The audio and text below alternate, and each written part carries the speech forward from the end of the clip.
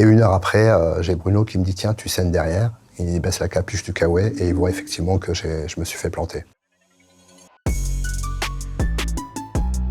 Dans le livre, tu dis, la page 57, j'ai noté, Fleury-Mérogis, c'est une ogresse qui réclame chaque jour sa ration d'homme. En gros, tu dis que ça détruit la prison, en fait. Que ça te prend, t'arrives, t'as fait des conneries, tu les assumes, tu dis, ouais, ok, j'arrive en prison. Mais la prison, ça te rend pas meilleur. La prison, on sait qu'elle est criminogène, on sait que c'est un monde violent, c'est la loi du plus fort. Et tu es réduit d'un seul coup, comme ça, d'une minute à l'autre, tu es réduit à un numéro d'écrou. À chaque fois que tu vas te déplacer, on va pas te demander ton nom, on va te demander ton numéro d'écrou. Et tu es réduit à un dossier, c'est-à-dire aux actes que tu as commis. Est-ce que t'as failli mourir en prison? Oui, en étant en promenade, et puis en passant sous le préau, comme je parle arabe, j'ai entendu non, laissez-moi tranquille, non, laissez-moi tranquille en arabe. Donc je me suis engouffré dans le préau, c'est immense, hein, il fait très noir à l'intérieur, c'est là que tous les règlements de compte se faisaient. Je suis arrivé, j'ai vu un petit jeune, le pantalon sur les chevilles, les mains sur le mur, et il y avait trois clandos à l'époque, c'était 3 clandos, 3 sans-papiers qui étaient là, qui allaient le violer. Et du coup, j'ai pas cherché à comprendre, hein. J'ai fait un pas et crochet gauche. Donc j'ai cogné le plus balèze, le chef de bande. Je l'ai massacré. Et 15 jours après, il est revenu dans la cour de promenade. Je voulais remettre le couvert, le frapper, parce que je me suis dit, tiens, c'est bizarre, il n'a pas compris, il descend en promenade. Mes amis m'ont dissuadé en me disant, tu vas être transféré, il a assez morflé la dernière fois, c'est bon. Et j'ai eu tort, je me suis pas écouté.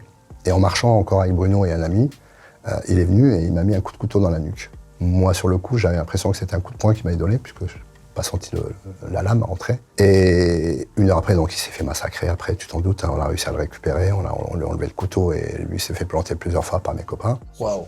Ah ouais, c'était une scène de western, parce qu'après, le surveillant qui a voulu le faire rentrer à l'intérieur de la prison, mes potes ont poussé la porte, il a pris la porte ici, une porte en fer, il est tombé KO, le surveillant est tombé KO. Le gars, on l'a rattrapé aussi en bas des escaliers, il a repris des coups de couteau, il s'est fait massacrer. Et 1 heure après, j'ai Bruno qui me dit « Tiens, tu saignes derrière ». Il baisse la capuche du kawaii et il voit effectivement que je me suis fait planter. Et à partir de là, j'ai senti la douleur. Donc j'ai été transféré à Fresnes pour faire une radio. Le cerveau, quand il savait pas, il annihilait la douleur. Et du coup, arrivé à Fresnes, on m'a fait une radio, on m'a dit voilà, à quelques centimètres près, vous auriez pu être paralysé et voir mourir. Et là, il y a eu une enquête interne qui a été diligentée. Ils n'avaient pas le choix, ils ne pouvaient pas étouffer l'affaire. Et en fin de compte, après cette enquête, on s'est rendu compte que ce mec-là, il avait déjà violé quelques détenus dans les douches. Et on m'a ramené de Fresnes, on m'a ramené à Fleury-Mérogis.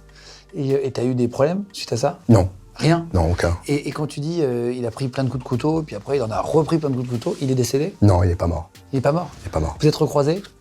Non, je l'ai jamais revu puisque il a été transféré dans une autre prison. Ah, quand il y a une bagarre comme ça, Ouais, surtout. Parce qu'ils savent que sinon, l'un ou l'autre... Comme en centrale, j'ai assisté à la centrale de Lannemezan, j'ai assisté à une décapitation. Un détenu qui s'est fait capiter par 2 autres co-détenus, des psychiatriques qui sortaient de l'isolement. Donc des scènes assez gore, quand je te dis que la prison c'est violent, même moi, plusieurs fois, j'ai failli mourir aussi en prison. Et waouh, solide, t'es juste en prison, je m'attendais pas. Tu dis décapitation, t'étais là? Ouais, j'étais à 3 mètres. Et moi je voulais intervenir et mes 2 potes qui étaient là m'ont ceinturé. Et je leur disais, mais on peut pas laisser mourir quelqu'un comme ça. J'avançais, je faisais 1 mètre sur le carrelage. Et ils me tiraient, ils étaient 2, et ils me faisaient reculer. Puis à l'oreille, ils me disaient, tu peux rien faire, pense à tes enfants. Et j'ai pas pu intervenir, mais j'ai vu la mare de sang. Et la directrice, elle m'a dit qu'elle était obligée de faire venir un spécialiste pour recoudre la tête dans le corps, pour pouvoir le remettre à la famille, quoi.